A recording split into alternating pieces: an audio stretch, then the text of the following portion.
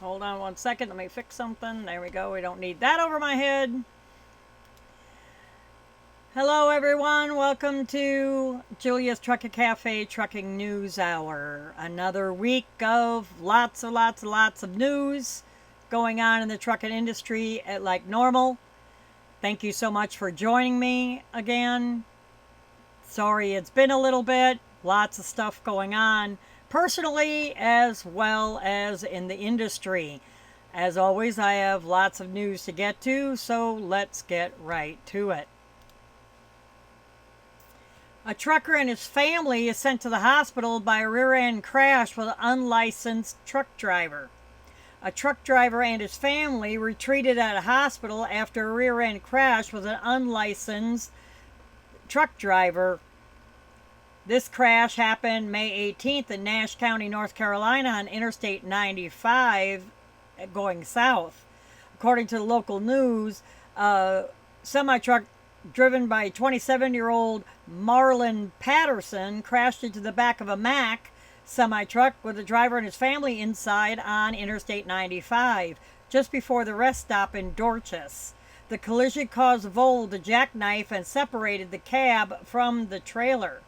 Quote, both vehicles came to rest in the southbound lanes of I-95, blocking both lanes completely, says the North Carolina Highway Patrol. Patterson was transported to a nearby hospital with non-life-threatening injuries, meaning probably just, cuts, scratches, bruises, this kind of thing. The truck driver in the rear-ended tractor-trailer was taken to the hospital as a precaution. His wife and 3-year-old child were also taken to the hospital for precautionary medical evaluation. Possibly, what I'm thinking could be whiplash. It could be contusions, bumps, bruises, scratches. It could also make sure that they don't suffer from, and my brain went blank on what I'm thinking about as far as, their head getting knocked around. So somebody has to let me know the word I'm trying to use. It's just been a day. Patterson was cited for failure to reduce speed, driving while license was revoked, and not wearing a seatbelt. I-95 was shut down for about 10 hours as the crews worked to clean up the wreckage. No further information was released as far as the any kind of life-threatening, but precautionary. The word I was trying to think of, it just came to me, is concussion. Make sure that they didn't have a concussion, especially a 3-year-old little baby like that.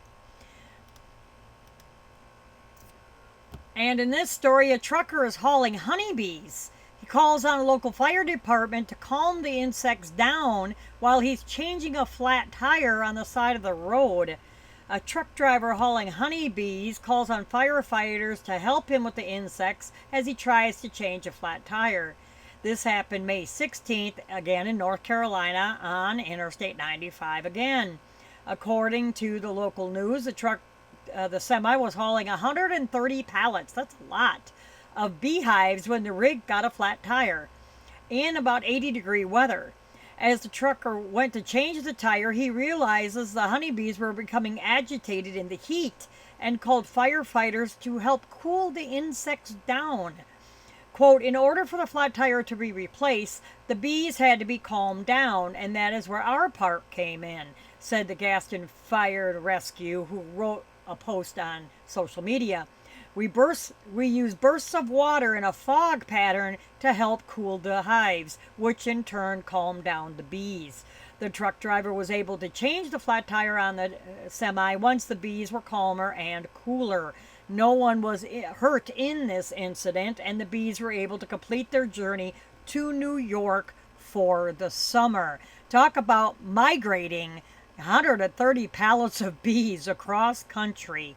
Well, at least up the eastern seaboard anyway. That's very unusual. I have been at a truck stop after a semi has been done fueling in the fuel islands, and bees that have gotten away. And there, you would think that they would be in their own beehive, come back to the hive. Oh no.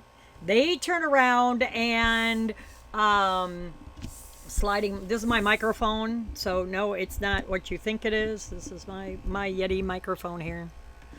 So keep your mind clean. I'm just adjusting it. Anyway, you would think, back to the bees, you would think that they would, go back to their hive. No, they were, buzzing around. They were, the truck took off. They're like, yeah, I'm sure the bees were thinking, oh crap, where's my hive? Where's my home? It's gone.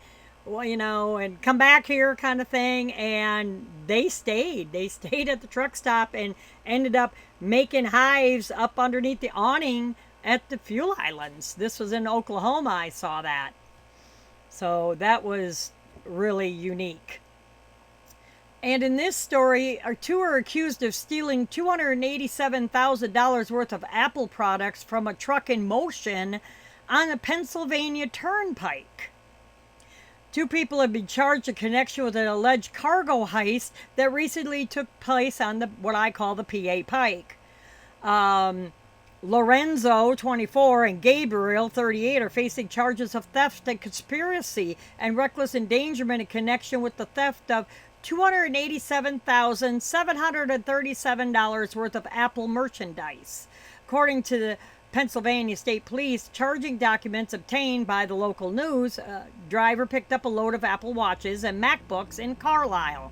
The load was secured with a bolt seal and GPS tracker was installed in the load. That's pretty normal.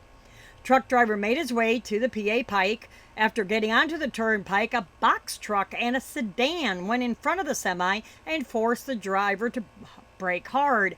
Another vehicle following closely behind the semi with its headlights off, even though it was dark. When the truck driver pulled off at the Travel Plaza in Taylor Township, he noticed that the trailer seal was broken and that the GPS tracker was unsecured. He said they had not stopped since picking up the load in Carlisle. The truck driver contacted the Pennsylvania State Police. Troopers observed open pallets inside the trailer and were able to obtain dash cam footage from a stationary patrol car showing the victims semi-driving on the turnpike with the doors open and items falling out of the trailer. The video also showed the vehicle with no headlights following closely behind, as well as a white van driving next to the victim's truck. Why didn't the driver see all this? I understand that it's dark out, and they must have sat at that Apple warehouse. They must have schemed all this out to have 4 vehicles, 2 in the front, 1 beside, 1 in the back. The 2 in the front were making him brake hard.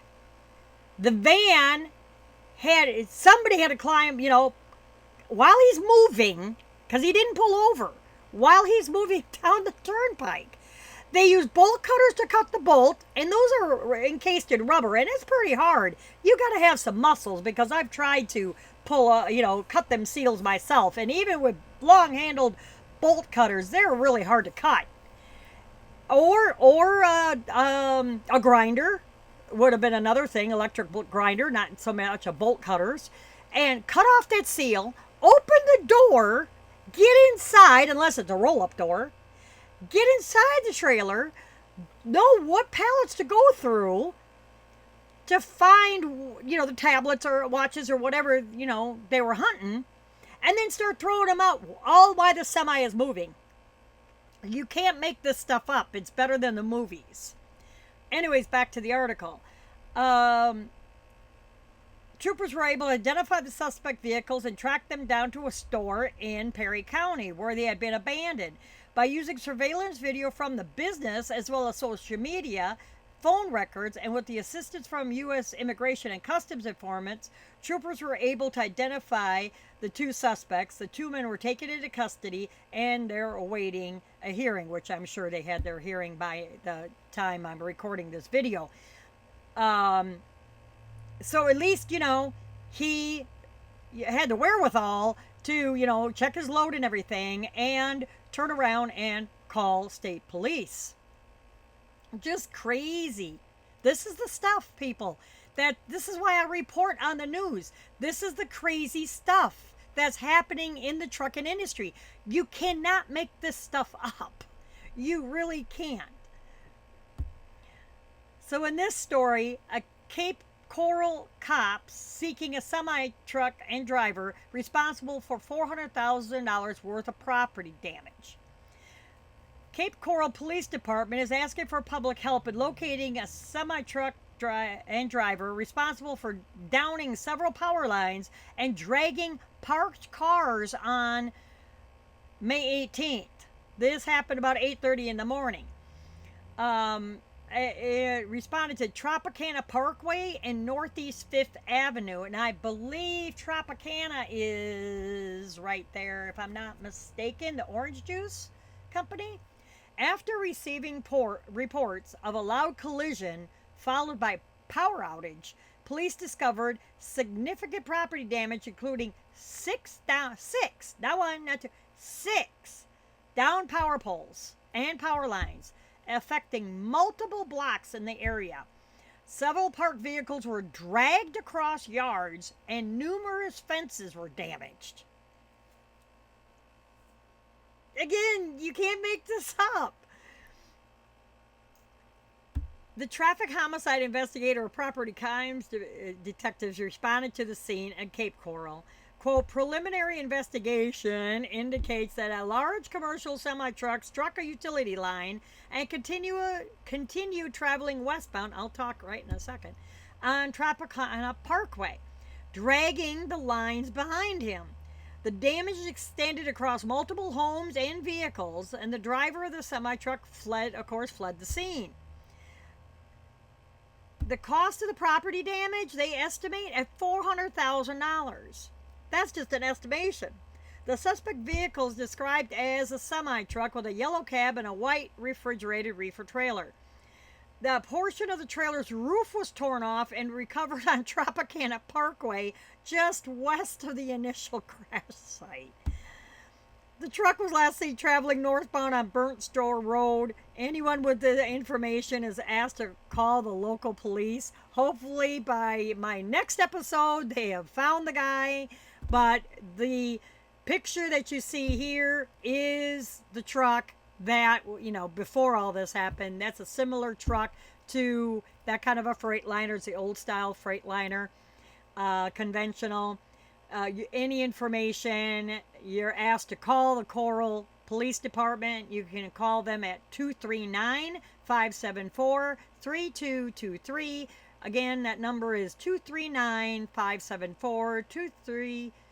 Let's do that again. 239-574-3223. Reference case number 25-009645. The case number again, 25-009645. If you are in Cape Coral anytime around the morning of May 18th, around 8:30 in the morning on Tropicana Parkway or Northeast 5th Avenue, have any information. And in South Carolina County bans semis parking in any residential areas. Officials in Orangeburg County, South Carolina recently passed an ordinance prohibiting drivers from parking their rigs in neighborhoods. Late April 2025, and remember, if you're a listener to my show, that I have talked about it then, the Orangeburg County Council passed an ordinance to prohibit truck parking in residential areas after receiving complaints from the residents. They prohibit parking vehicles used for commercial purposes in a residential district within the unincorporated boundaries of Orangeburg County for more than an hour. In all residential single-family districts, any vehicle over 2 tons used for commercial, construction, or industrial purposes is prohibited from parking unless the vehicle is actively involved in its intended purpose, meaning you're delivering, you're picking up a load, this kind of thing. Officials say that the residential truck parking ban was enacted for the following purposes. Now, it doesn't matter if you live there. If you live in Orangeburg area, you still can't park your rig there.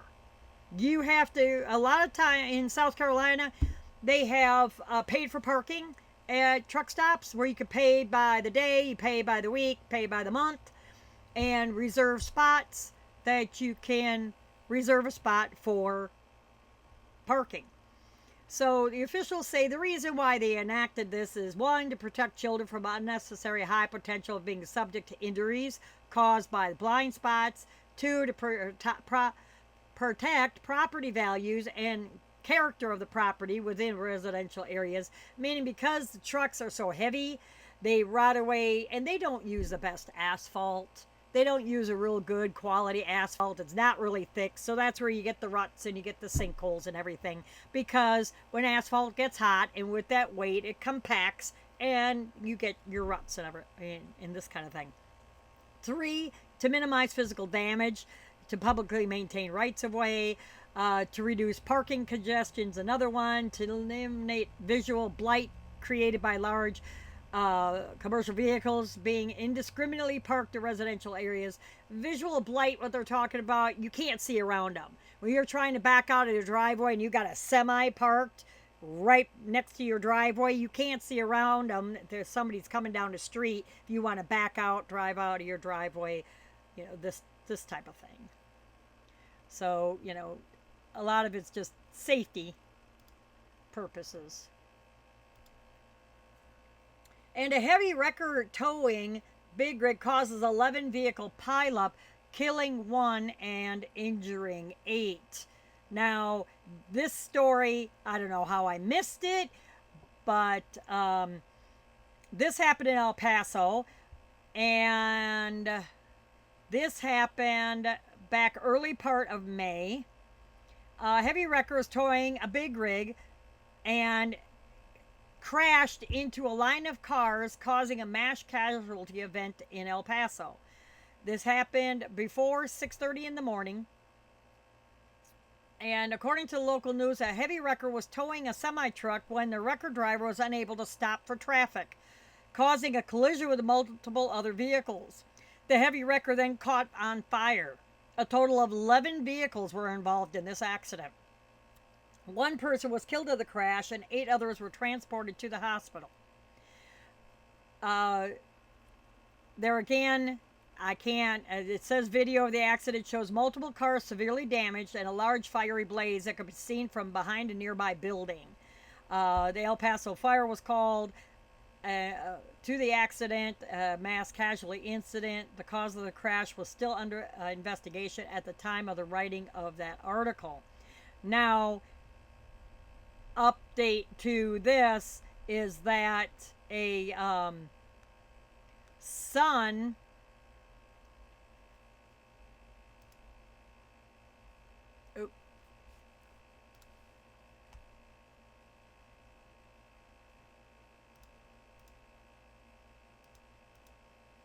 sure I got it right.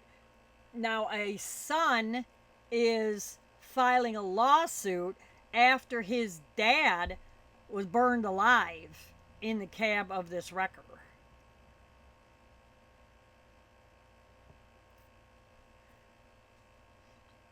So the son of the driver who was burned alive in the cab of this heavy wrecker as his own rig was being towed has filed a lawsuit against the wrecker company. That it happened, and that accident happened on May 8th in, like I said, El Paso. The truck driver, 65-year-old Aldo Jenkins, was riding in the passenger seat of a 1994 Kenworth wrecker as it towed his, Mr. Jenkins, disabled semi. The 28-year-old wrecker driver allegedly did not brake as he approached the intersection of Loop 375 and North Desert Boulevard, causing the heavy wrecker and the towed semi to smash into 11 other vehicles.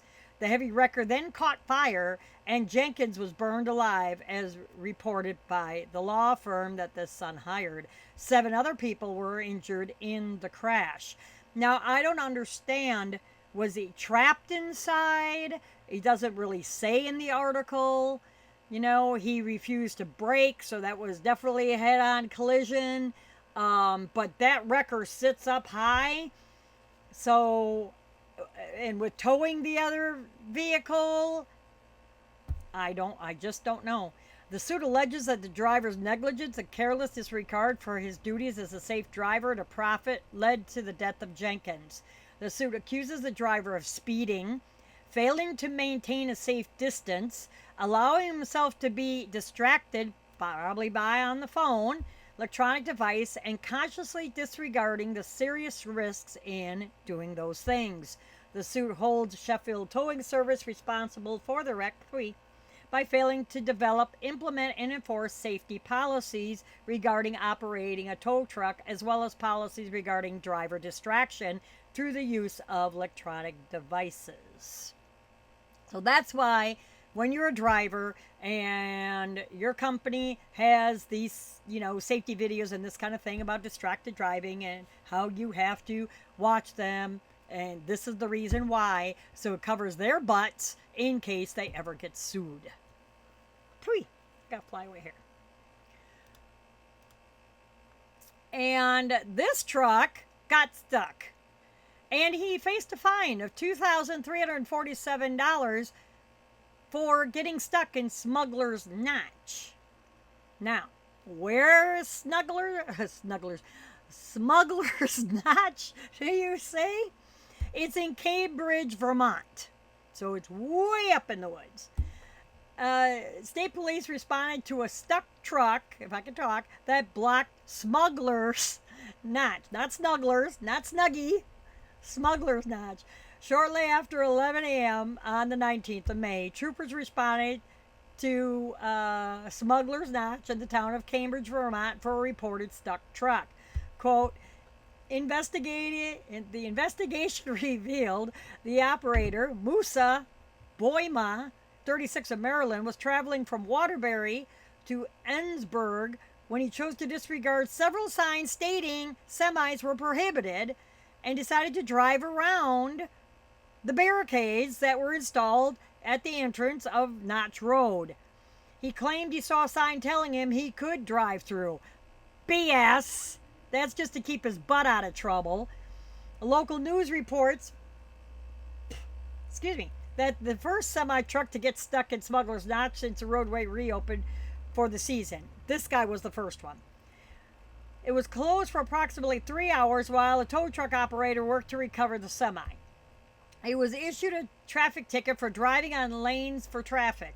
The trucking company that this guy works for was cited for a tractor trailer in the Notch, which carries a fine of $2,347. As stated, stuck trucks in Smuggler's Notch have become such a problem that last year the Vermont Agency of Transportation, Department of Transportation, system consisting of orange barrels and curbs designed to stop semis and other oversized vehicles and force them to turn around and thus prevent any attempt to continue driving. Well, when you go around the barricades and everything, this is, so yeah. So he was, and as you can see here, he is so stuck trying to get around this curve that's marshy kind of shoulder, and the shoulder is really soft. So with the weight of the reefer and the contents of the trailer and everything, that he just got bogged down and he couldn't move. And if you try to rock yourself out, you're just sinking further and further in that marshy kind of swampy foresty stuff, because it's moss and everything, it's real soft.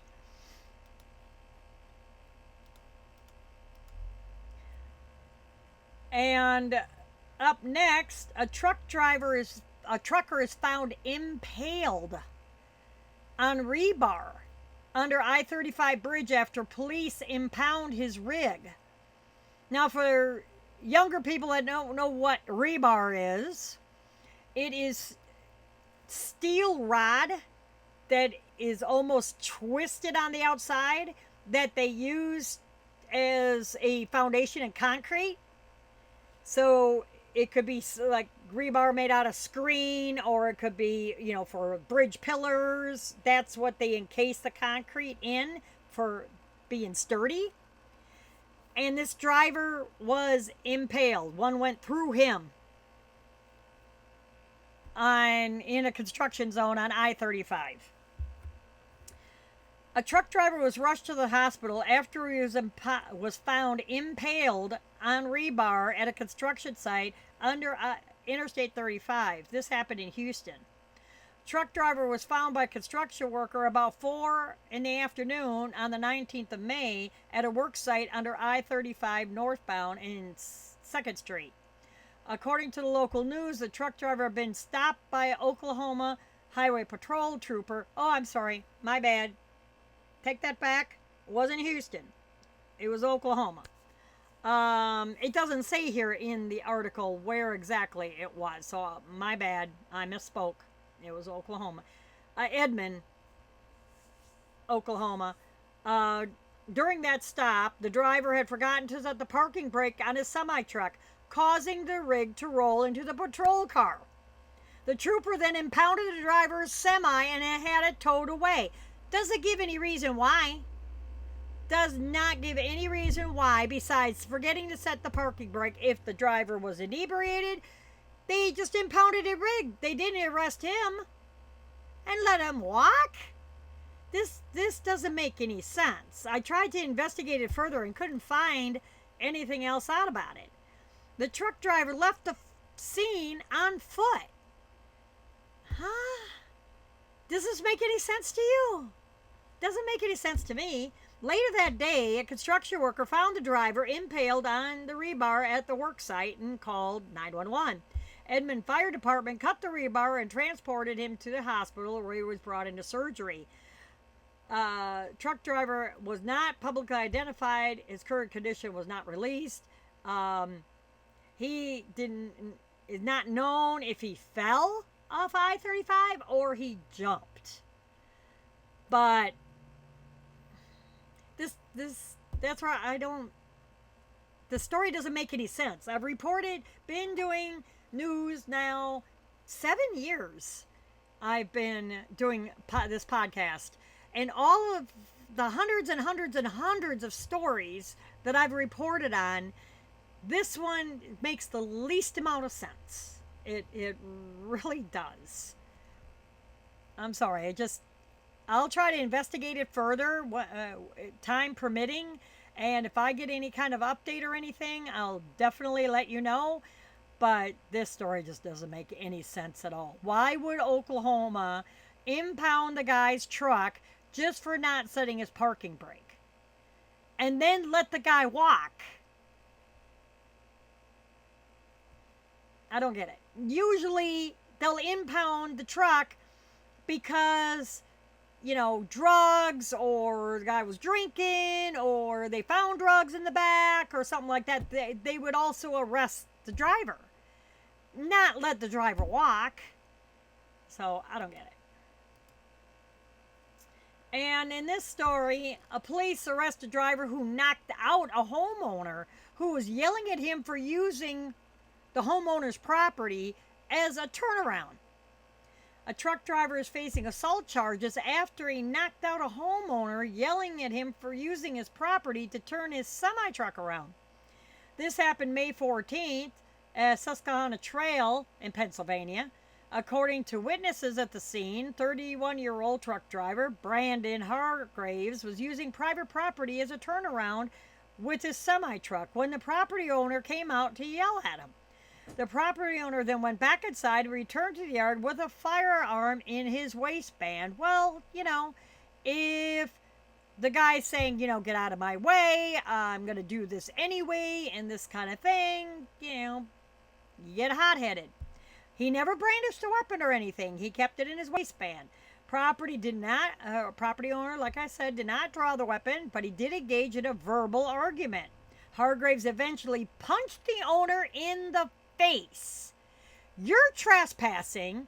You're using somebody's private property as a turnaround because your butt got lost following a GPS, probably Google Maps on your doggone phone, and you're going to punch somebody in the face. Really? After the knockout, Hargraves got back into his rig and he drove off. He was eventually stopped by troopers on Interstate 83 near, doesn't matter the mile marker. He told troopers he did not recall punching the man in the face and did not know the guy had been knocked out, but did admit to backhanding him He said he felt scared, so he left. Please. Hargroves told police he thought he was being followed by an SUV after the incident, and that stated that the SUV tried to run into him and disable his rig. The motorist in the SUV later told police that he had just tried to stop the truck driver because he thought he was fleeing the scene of a crime. Good for the SUV guy. Hargraves was arrested and charged with aggravated assault. This is a lot of times I get so angry that I have to walk away so I don't do the same thing to somebody acting stupid and giving me attitude and everything. You just get so angry that they won't listen to you, that the only thing stopping me is getting charged with assault, because a lot of times I just want to bitch slap somebody. Hargrave was arrested and charged with aggravated assault, simple assault, reckless endangerment, and accident involving a damaged attended vehicle.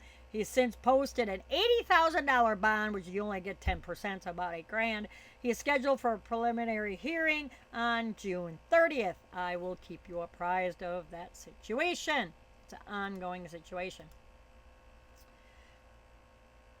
And up next, U.S. DOT vows to take action to uphold English language requirements for truck drivers. Secretary of Transportation Sean Duffy promised to support the trucking industry by acting to enforce English language proficiency, ELP, that I've been talking about for the last few episodes, requirements for commercial vehicle drivers at the direction of President Trump's administration. During a press event in Austin, Texas on May 20th, Duffy was joined by trucking industry stakeholders, including OOIDA and the Texas Trucking Association, to emphasize the U.S. Department of Transportation's commitment in upholding an April 28th White House executive order, requiring increased enforcement of existing regulations requiring that commercial drivers speak and read English. Duffy announced the official rescinding of 2016 policy that removed that requirement to place drivers out of service for those violations. Duffy stated that in 2015, before the Obama era, ELP policy was issued, approximately 99,000 English language proficiency violations were issued, and that 1,000 of those drivers were taken out of service, meaning you can't drive. Can't talk English, can't drive in this country. Duffy said that in 2024, only 10,000 ELP violations were issued, and 0 drivers were placed out of service for. So in 9 years, the difference from 99,000 and 1,000 drivers were taken out of service to 10,000 and no drivers were taken out of service. Thanks, Daddy Joe. Quote, that's not going to happen anymore. We're going to put safety first, Duffy said. Allowing drivers who cannot read stop signs or understand police officers' instructions to operate an 80,000-pound rig threatens the safety of every American on our roadways. I completely concur. Duffy announced the U.S. DOT would issue new guidance to ensure, quote, a driver who can't understand English will not drive a commercial vehicle in this country.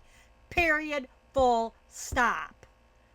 Duffy highlighted other action that U.S. DOT is undertaking in order to comply with the executive order, including a review of non-domiciled commercial driver's licenses issued by relevant state agencies and an investigation into the security procedures of how CDLs are given out.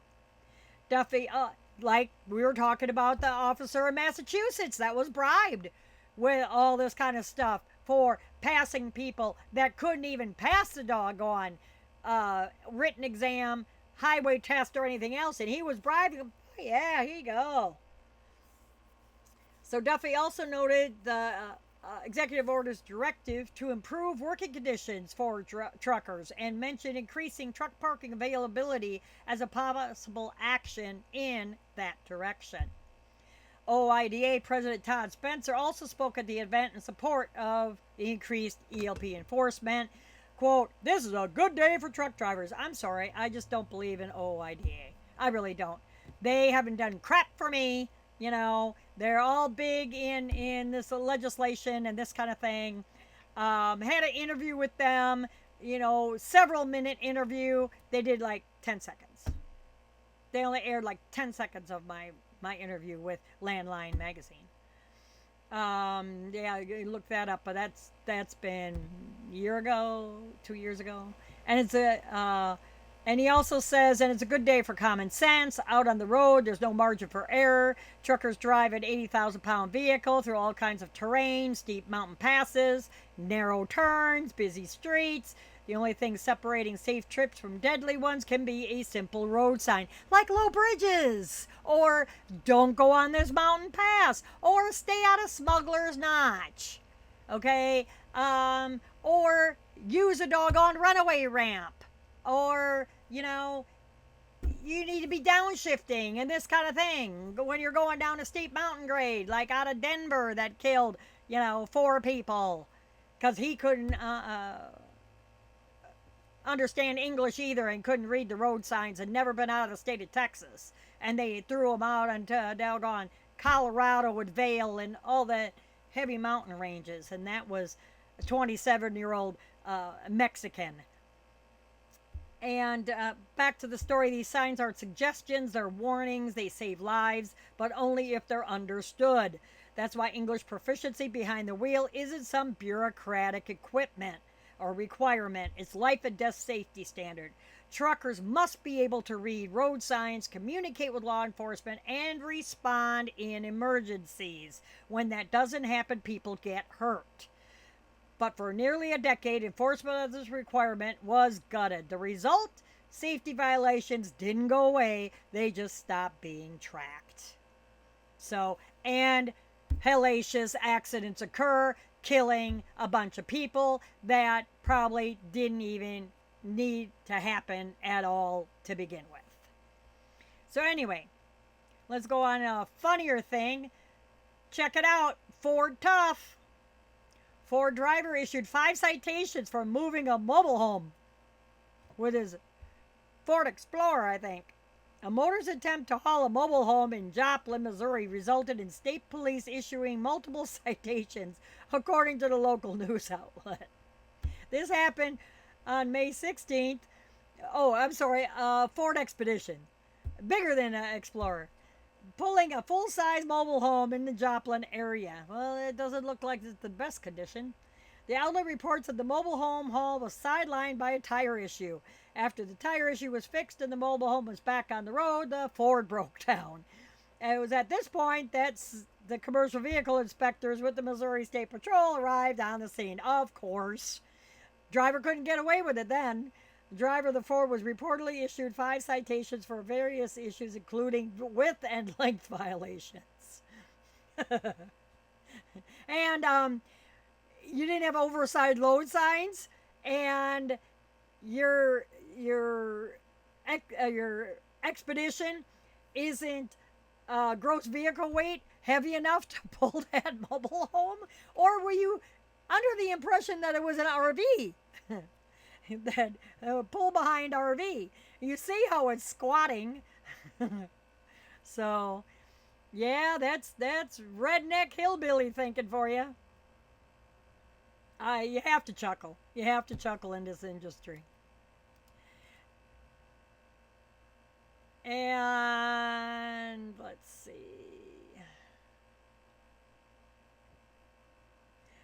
Dash cam shows a dump truck driver crashes into a home while he is having a seizure. I'm not going to show that video. It's just, you see what happened. A dump truck driver lost control and collided with a home in an accident in New Jersey shortly after 1:30 in the afternoon. Police were dispatched to the residential area in Woodbury Heights in New Jersey, excuse my nose itch, after a commercial dump truck loaded with sand left the roadway, struck a telephone pole, and then crashed into the house. Dump truck came to rest embedded inside the home, and it took rescue crews about 2 hours to free the driver. Residents in the home was transported to the hospital for evaluation. Woodbury Police Department said that the truck driver was believed to have suffered a medical emergency. Charles Ziloff told the local news that the truck driver suffered a grand mal seizure behind the wheel. So yeah, I'm not going to. I hope that driver is okay. I hope he didn't pass. There again, it does not state if he did or did not pass. And feds say that the truck parking shortage is what led to this triple fatality crash on I-70 of this Greyhound bus. So again, if you remember from last episode, if you happen to watch it on YouTube, thank you so much, and that this Greyhound bus left I-70 to pull into a rest area. He sideswiped 3 different trucks that were parked on the shoulder. He crashed into the back of one, kind of like bounced off, and you can see the damage here. Passengers were inside. This bus was not empty. And then hit 2 other vehicles. So the National Transportation Safety Board released findings from their investigation into this. This happened in 2023, involving the semi-trucks parked along the exit ramp. This report was released the 20th of May. They pointed to the driver fatigue, inadequate company oversight, and a critical lack of safe truck parking. Causes of a high-profile multi-vehicle crash on I-70 in Highland, Illinois. This happened in July. The accident happened in July of 2023 as the Greyhound, as I mentioned, left the roadway. I'm not going to go into that. Safety issues raised by the investigation. Their conclusions were motor coach driver fatigue, deficient driver oversight by Greyhound, including lack of a progressive discipline policy, lack of adequate record keeping, and lack of policies for implementing driver monitoring systems. Meaning they didn't have onboard driver-facing camera, that he was getting drowsy or possibly weaving, we don't know. Insufficient federal guidance on safety management, driver coaching and fatigue mitigation, lack of seatbelt use by the passengers, crash risk from lack of truck parking availability along that stretch of road. As a result of the investigation, Transportation Board plans to issue 11 new recommendations and 2 reiterated recommendations to the U.S. Department of Transportation and the FMCSA, Greyhound Lines, the National Coalition on Truck Parking, American Bus Association, and United Motor Coach Association. You think you got enough red tape in there? The Transportation Board will also reiterate 2 safety recommendations previously issued to the FMCSA, which of course is the government, and they take forever to do anything about. Just my personal opinion, but we all know it's true. And here, we just got done talking about commercial drivers having to know English and be able to read signs and be able to understand the English language. So the FMCSA is introducing a 2-step process to determine truck drivers' English language proficiency. Okay? Now I've heard rumor that if you can't read Dick and Jane, Dick throws ball to Jane, this simple 2nd grade English language book, that, yeah, you're not driving a truck. That's just rumor. The federal FMCSA, Federal Motor Carrier Safety Administration, shared updated guidance for law enforcement on how to evaluate whether a commercial driver, semi-driver, is sufficiently fluent in English to avoid a citation or being put out of service. President Trump, there again, so I'm going to skip down to, we know about the executive order, blah, blah, blah, blah. And the FMCSA released an internal memo that provided guidance to law enforcement personnel on how to evaluate whether drivers meet this English language proficiency requirement while conducting inspections, establishing the following 2-step language assessment process, which is effective immediately. Driver interview, highway traffic sign recognition assessment. Okay, so the driver interview is determining a driver's ability to respond sufficiently to official inquiries. Okay? Quote, the inspector should evaluate the driver's ability to respond sufficiently to official inquiries and directions in English, as required by 49 CFR. Because the driver interview is a means of establishing the driver's ability to respond to officer inquiries by speaking English sufficiently, the inspector should inform the driver that the driver should respond to the inspector in English. Not me no habla no English, me only Espanol, or whatever language. It has to be in English. Tools to facilitate this communication, such as interpreters, iSpeak cards, cue cards, smartphone applications, and on call telephone interpretation service, should not be used during this driver interview. So you can't go to your phone and have it translate for you. You have to say it, as those tools may mask a driver's inability to communicate in English. If the inspector officer determines the driver is unable to respond to official inquiries in English sufficiently, it is the policy of Federal Motor Carrier Safety Administration that the inspector cite the driver for violation of 49 CFR. There is no need to progress to step 2. Okay? Interview, you can't speak English, you're put out of service. If the inspector determines that the driver is unable to respond sufficiently to official inquiries, I outlined in step 1 of the English language proficiency assessment. If he can, okay, if he can, broken English, this kind of thing, this is just me speculating here, then you could go on to step 2 of this assessment. Step 2 is the highway traffic sign recognition, meaning, show them stop sign, yield sign, left turn, no U-turn, like we did when we were taking our written test for getting our driver's license, okay?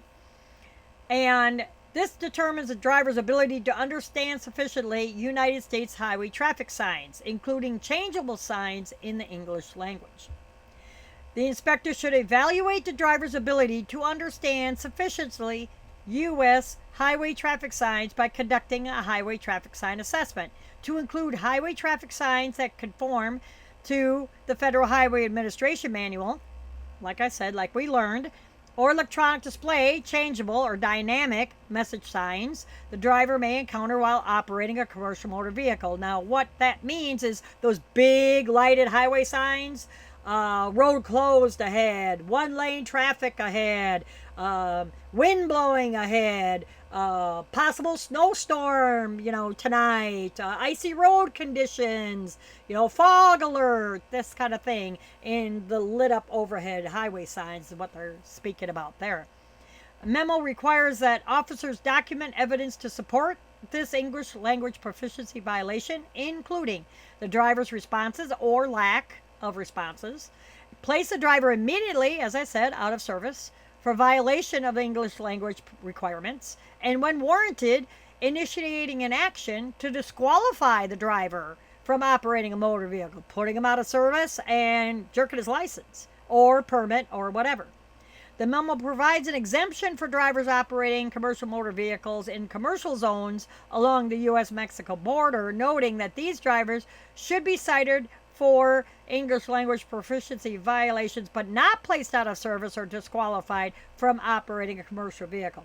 So if they're on the U.S.-Mexico border, okay, they're coming up from Mexico, let's say, and you're Laredo, El Paso, someplace like that. They're just bringing in a trailer to take it to one of these places that is at what they call a cross dock. So it's just a building with an awning with a bunch of docks. It looks like almost like a L or a T. So, and then you'd have, they come in and there's docks along here. They're just going to drop the trailer to pick it up and empty. They're going right back to Mexico. That's not who they're talking about. They're talking about drivers that work here in this country, okay? Have been working in this country, or like out of California, out of Arizona, out of New Mexico, wherever, all right, Texas. And they come into the country and they're going to New York, or they're going to Michigan, or up north, or, Washington State. They're traveling more than just hopping across the border, just into El Paso and then back. Excuse me. Ugh. And tickling. So those are the ones they're after. that are driving cross country like that. So those are the ones that they're after with this, as I mentioned. So enough about that. I took quite a few minutes. Sorry, that's quite so long. Oops.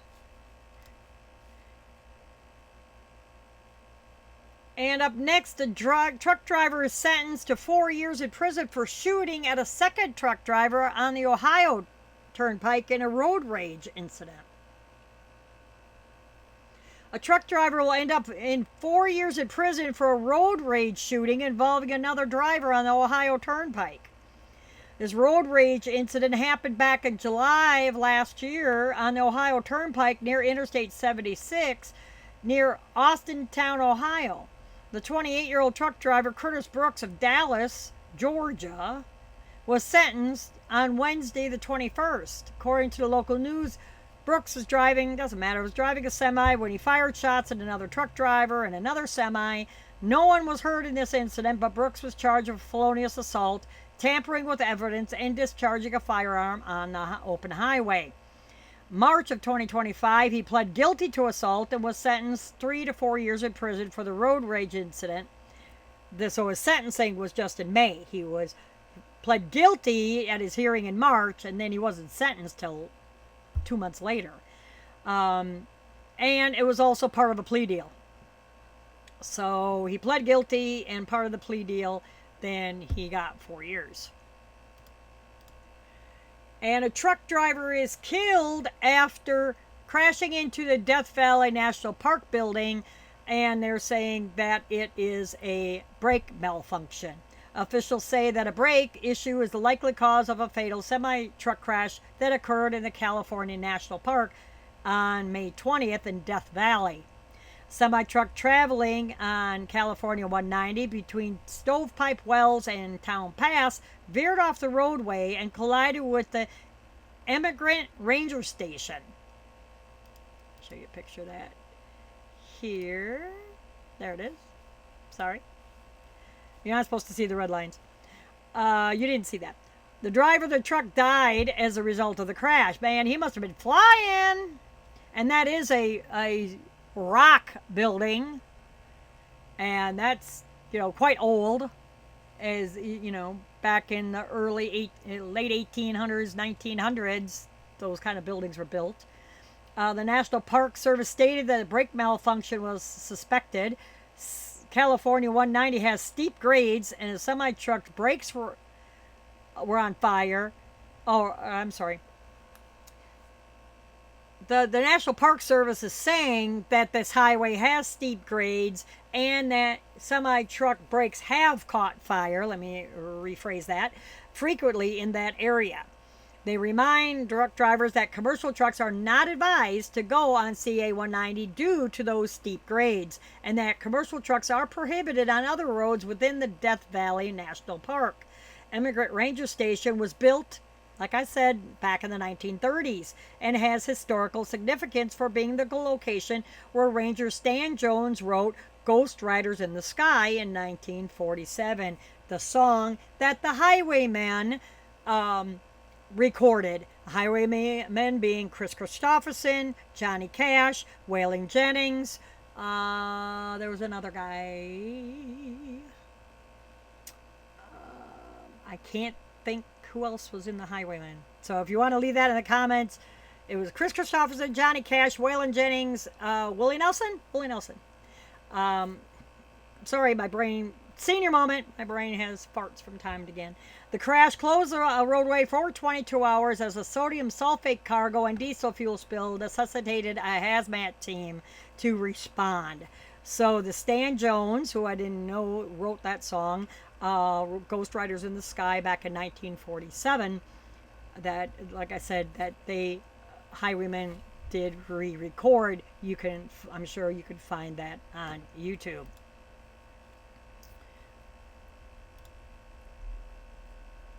And up next, a roadside check results in 12 truck inspections and 41 violations. Troopers of the California Highway Patrol found dozens of violations during this 2-day blitz. The inspection checkpoint was held on May 20th at Tennant Avenue and Murphy Avenue in Morgan Hill, California. Troopers from the Gilroy Commercial Vehicle Enforcement Facility mobile unit manned the inspection checkpoint, yielding the following results. Okay, before I get to that, gotta have my coffee. And see, my cup's invisible. You hold it up so high, then it goes invisible. Isn't that cool? And what it says on my cup is, a fun thing to do in the morning is not talk to me till I had at least a cup.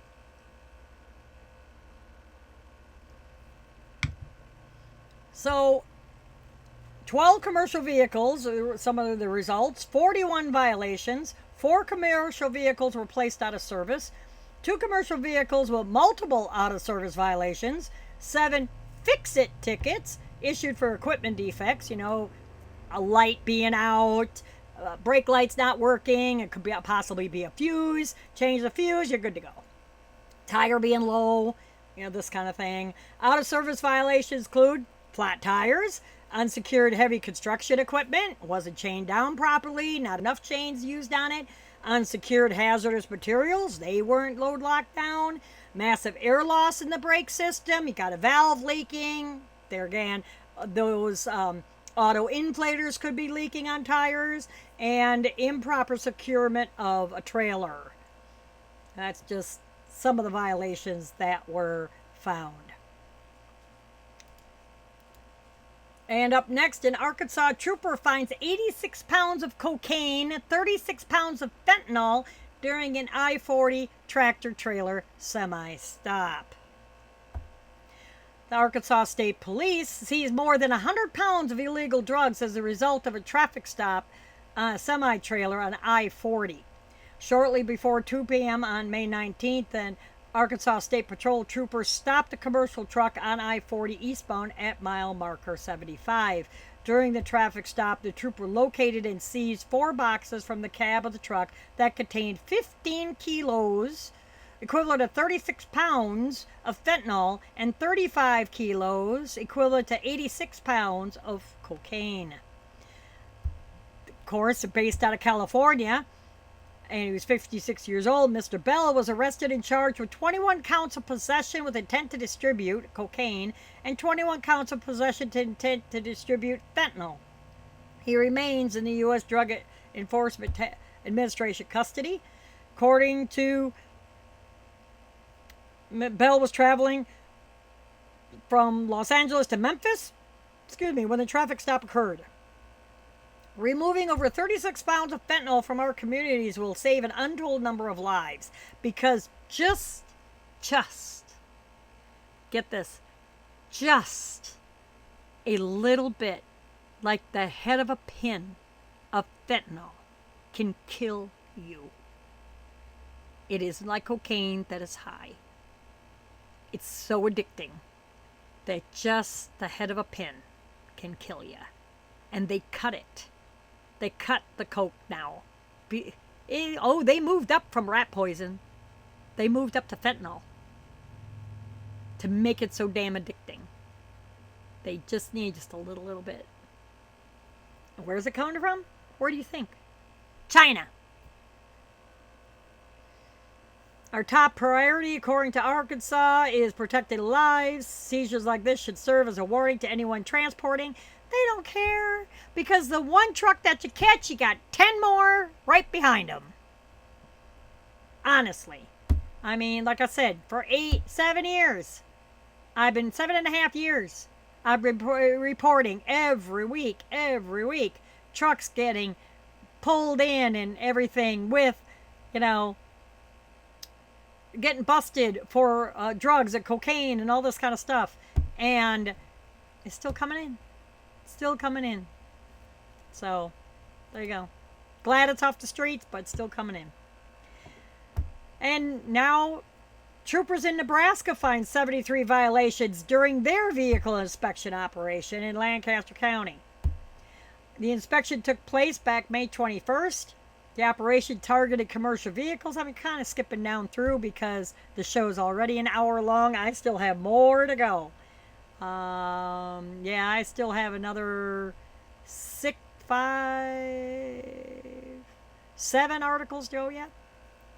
So I'm kind of blowing through these a little bit fast. The operation targeted commercial vehicles that might not travel outside the city or pass through way stations as part of their regular routes. In other words, they were getting them on the side roads.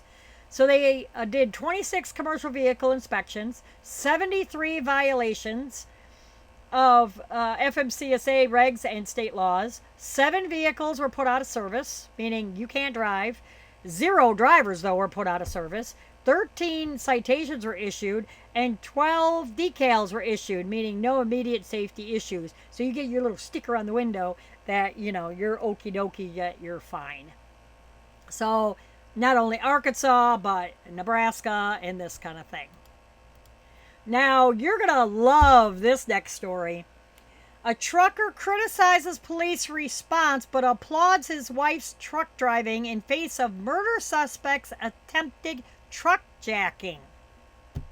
Okay? There again, not making this up.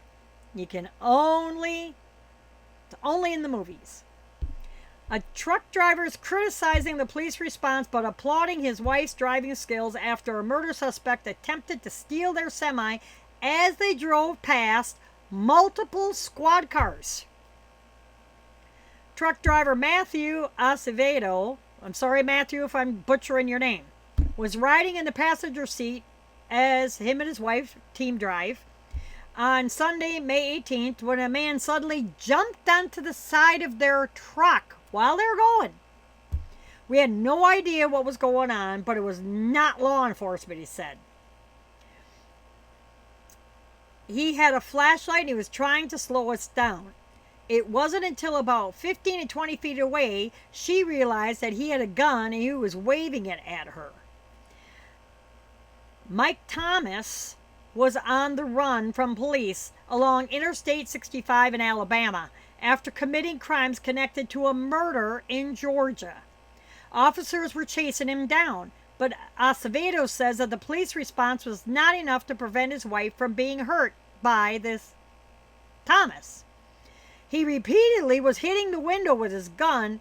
When he tried to aim at either one of us, she would do hard braking maneuver to keep him off balance, and I was getting slammed into the dashboard. Well, she was doing evasive maneuvers. Where's your seatbelt? I finally got to her purse where we kept their weapon, and she rolled down the window, and I fired outside of the vehicle because I didn't want to hit his wife. Once I ran out of rounds, he popped back up out of nowhere. He was holding with one hand onto the mirror, and he pistol whipped her several times across her body because she had the window rolled out. I would have rolled up the damn window. Acevedo said that Thomas also fired a few shots before giving up and running into the woods, where he was eventually caught by SWAT using tracker dogs and air units. Despite the eventual capture, Acevedo believes the police response should have been better managed. Quote, even with him on the side of the truck wearing a highlighter t-shirt and our truck is white, none of the law enforcement, I don't know what agencies were involved in this manhunt to capture him, but nobody saw him on the side of the truck. And my wife was blaring the horn as we passed by all these cop cars. Acevedo's wife had to get several stitches after the incident, and their semi-truck is now filled with bullet holes from the encounter. Talk about a conversation starter. I wish I could have been one in the seat dealing with the situation, but it's just luck of the draw, he said. Well, don't take any credit away from your wife. She saved your lives. She may have gotten a few stitches, but y'all could have been dead. So, and I know you're not, Mr. Acevedo. So I'd like to have y'all on the podcast if you ever happen to listen to this sometime. You can always email me at juliastruckercafe@gmail.com, and we could definitely set something up and have y'all be my first interview. An Ohio DOT to close I-75 rest areas until summer of 2026. So not only do accidents, do this kind of, things going on in the trucking industry, or, somebody gets pistol whipped, almost gets truck jacked and everything. But I also report on bad weather. I also report on rest areas being closed and when we are going to have another blitz. I will be getting it up on the website, on the homepage of the website. The next Blitz will be in July. I'm not 100% sure on the dates, but I definitely will put it up on the website, juliastruckercafe.com. So please check out. I'm always having new stuff. Also, I want to take a quick second and check out our store. I will be making slides of some of the merch that I have for sale on the store. So you'd like to check that out as well. That's also a tab on juliastruckercafe.com. I try to have the website be a one-stop shop. Also, for bad weather, let me put a plug into a YouTube channel, young man by the name of Max Velocity WX. You can find him at youtube.com/@MaxVelocityWX. He gives live, real-time weather forecasting and any kind of, we had a lot of tornadoes in Texas, Oklahoma, moving east. So if you need to know where the bad weather is in your area, check out Max Velocity on YouTube at Max Velocity WX. He's also on X and Facebook. He just graduated college and is a true meteorologist, a young man. So he just graduated college in Florida. So back to this DOT announcing rest areas will be closed down. Starting on July 7th, I-75 north and southbound rest areas in Butler County, just south of State Route 63 at Monroe exit, will be closed. Both rest area facilities will be upgraded to include larger restrooms, a lobby area with vending and regional tourism information, and outdoor picnic areas. The rest areas will be demolished and rebuilt after July 7th closure, and the facilities are scheduled to reopen next year in 2026, sometime that summer. The nearest facilities, southbound motorists, are located near Florence, Kentucky, off of I-71 in Ohio. The closest, that's in Kentucky. Then in Ohio, let me rephrase that. The closest facilities for northbound motorists will be those located in Hancock County, south of Findlay, as the rest areas in Allegheny County, north of Wapakoneta, are also scheduled to be closed in July for replacement. The DOT is in the process of updating 36 of the state's rest areas with all new facilities. So that'll be cool once they're all upgraded and fixed. And they didn't say about adding any additional parking, though. I did see that. And a truck driver is nabbed in Sacramento for excessive speed, and his blood alcohol content is 0.14, where before you're going to get pulled over for DUI, you need blood alcohol content of 0.04. So 0.04 compared to 0.14, yeah, you're trashed. So a truck driver is accused of speeding and being under the influence, according to the California Highway Patrol.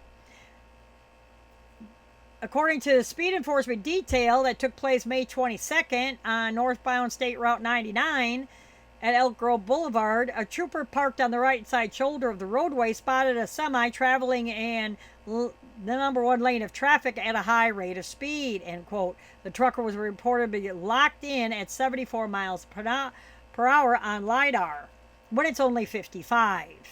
The trooper conducted a traffic stop, during which the driver exhibited objective signs of being under the influence. Preliminary alcohol screening showed blood alcohol content breathalyzer of 0.15.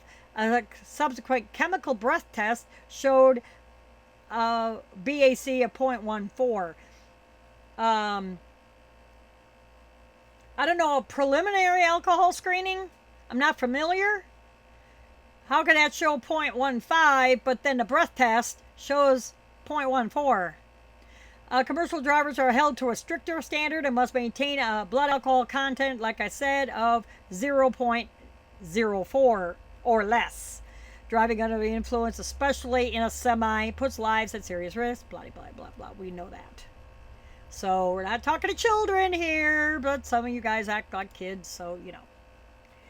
And a national park is closed overnight as crews work to remove another wayward semi. You all need to quit following Google Maps. It's not made for semis. It's only made for cars.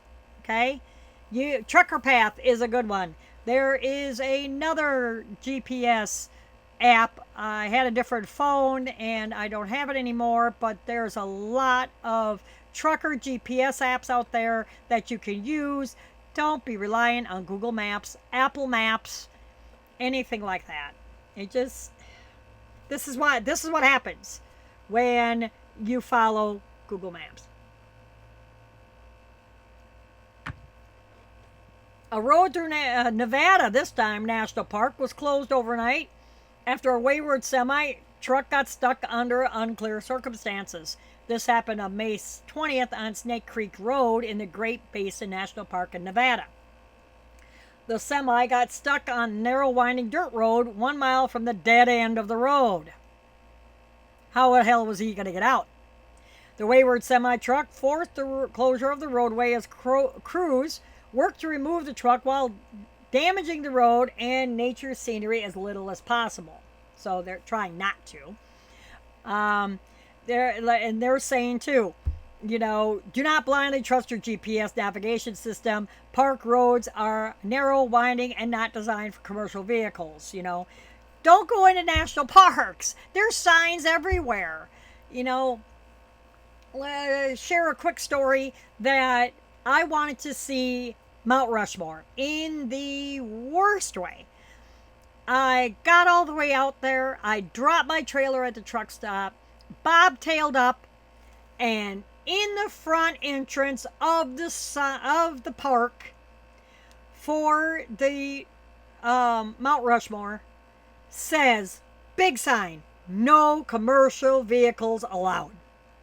I was so disheartened because as you're coming up to the park entrance, you look through the trees and there you could see it. I was this close to finally seeing, after 40 years, Mount Rushmore. Couldn't get there. And as I turn around, here comes a tanker truck. Blowing right through the park. And well, who was on his ass? Park ranger. So hopefully he got a hell of a ticket. Big sign. No commercial vehicles allowed. I'm like, So, when I retire, 21 months and counting, then I can do more episodes of the show. I can schedule interviews and this kind of thing of the show. 21 months, people, hang on. And the show will definitely get better. You can see that I'm tweaking my screen right here. I got all the bottom and the top borders and everything off of it and trying to tweak it and make it look better for y'all. But anyway, I'm going to go and start traveling and seeing and maybe even doing lives, as I travel and say, look here I'm at, I finally made it to Mount Rushmore or the Grand. I've never seen any of the places around this country, and I would love to. I mean, I've been down highway. I've been all over. I've been all over 48 states. Never was able to stop to any of the historic sites. Mount Rushmore, Crazy Horse, Devil's Tower, Grand Canyon, all the big sites. Waterfalls, whatever. So, anyway. Sorry I digress, but, so excited to see Mount Rushmore and I couldn't get there. Doggone it. So, 38% of inspected commercial vehicles are placed out of service during this road check operation in Permian Basin. Now, remember, I'm reporting on all these road checks. This happened between the 13th and 15th of May. So, and I was on vacation that week. I was in New Mexico. So, these are the results of these road checks that happened that middle of May. The Texas Department of Public Safety released its results from this international road check, and on May 22nd, from the road check campaign in Andrews, Ector, Howard, Martin, Midland, and Ward counties. Total amount of inspections, semi-inspections, 443. Total violations, check this, 1,309. Total vehicles placed out of service, 168. 38% of that 443. Total drivers placed out of service, 19. Total decals issued, 60. They're among the earliest road check results yet released. The total overall vehicle out of service rate was 23%, and the driver out of service rate was 4.8%. So that's just some of the results that are coming in from that road check. If I, in the upcoming episodes, I will have some more. And Oklahoma lawmakers passed a bill cracking down on non-domiciled commercial vehicle drivers that I just mentioned back when that Mr. Duffy, Secretary of Transportation, was talking about this. This is what he's talking about. So Oklahoma lawmakers, they passed a bill that tightens requirements for non-domiciled commercial vehicles operating in their state. SB 20, or the Oklahoma Secure Roads and Safe Trucking Act of 2025, was passed by Oklahoma House of Representatives by a vote of 71 to 13. SB 20 is headed to the desk of the governor, Kevin Stitt, where it is expected to be signed into law. The bill forbids any non-domiciled commercial driver from operating in Oklahoma if they do not possess a valid work visa or meet identification requirements. Now, the requirements include the presentation of proof of citizenship documents from the country that issued their commercial driver's license, like Mexico, such as a birth certificate, valid passport, or naturalization certificate. If a non-domiciled commercial driver violates this driving restriction, they could face a misdemeanor charge and up to 90 days in jail and a $1,000 fine. Quote, the bill also includes enforcement provisions for commercial drivers and carriers and cargo owners, ensuring that no one escapes responsibility when Oklahoma laws are broken. All fines collected under the SB 20 will be directed toward way station infrastructure and trauma care, helping protect communities across the state, blah, blah, blah, blah, blah. And, of course, this bill directly aligns with President Trump's executive order, blah, blah, blah, blah, blah. This bill additionally imposes English language requirements for commercial drivers. So this is Oklahoma's version of it. Motor carriers face a fine of $3,000 for each violation of this provision of SB 20. So that could be quite a hefty fine. And just reading through there again. So a lot of the states are cracking down on drivers that cannot specifically speak and read English and cannot understand English. So a bill to seek to ban semis from the left lane in Michigan. Remember traveling through Michigan quite a bit, going to Detroit. Michigan lawmakers are considering a bill that would restrict truck traffic from using the far left lane of the roadway. House Bill 4522 was introduced. The bill seeks to prohibit trucks from using the left lane on any roadway with 3 or more lanes. Mainly was Interstate 35, how you had your regular travel lane, your passing lane, and then car passing lane way over on the left, well, which is backwards on the screen. But, so it'd be, see, I'm saying left, and it's exactly backwards on the screen. Anyway, you get my meaning. So now it's any roadway in Michigan. Construction closes one or more lanes of the 3-way roadway, resulting in only 2 usable lanes. The bill would require that trucks remain in the right lane. So if you're in a construction zone and they close the left lane of a 3-lane highway, you are required to stay in the right lane. Left lane restriction would apply to drivers of a truck with a gross weight of more than 10,000 pounds. So most semis. A truck, a semi, or a combination of vehicle and trailer or semi-trailer. So a car, not just semis, not just commercial vehicles, but car haulers. The 3-car haulers with the dually. It's a truck, and a trailer. That's combination vehicle. You have to stay in the right lane as well if you're in construction, or right to middle lane. So these are hot shots. another word I was thinking of. Same thing. You're not permitted in the left lane either. So they proposed it. It needs to be signed into law right now. It hasn't been signed as of yet.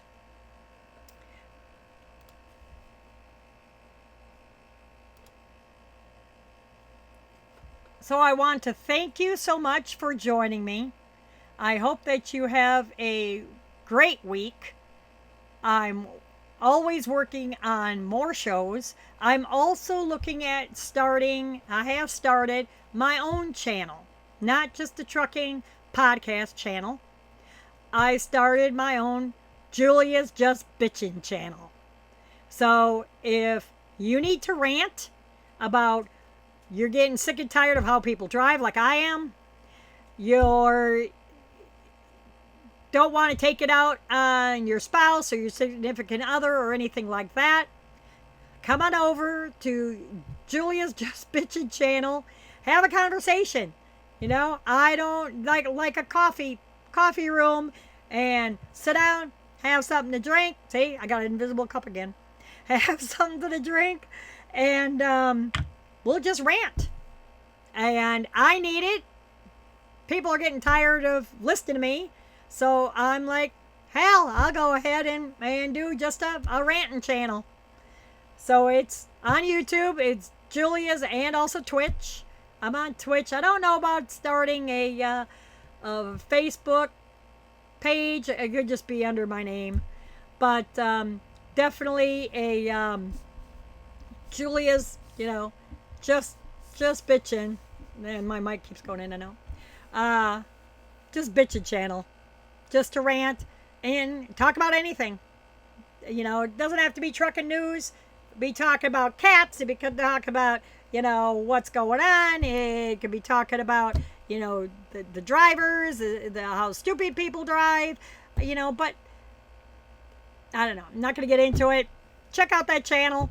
When I, now my, another thing real quickly is my days off. Today, I have to go into work here in about an hour and a half. So, like I said, I just hopped on to get the show out. But some weeks my days off are Wednesday, Thursday, and then I have to work the weekend. Then the following week, I work, like next week, I'll work Monday, Tuesday, and then I'll have the weekend off. So, it just depends when I'm going to have, the rant live stream up and going. I'll definitely let you know. But there again, check out, the Facebook page. I'll probably post it. Hey, I'm going to have a rant stream tonight or something like that. Come on, join me. And crack a jokes, whatever. Whatever. Everybody has all these podcasts. I watch Savannah Chrisley with Unlocked, her show, and she talks to just anybody and everybody about what she's doing. So I just want to go ahead and have just a rant channel. I think I need it. I think it would be a great stress reliever. So check out, please, like, follow, subscribe this channel. Again, I greatly appreciate it. And take care. Have a blessed day. And see you next time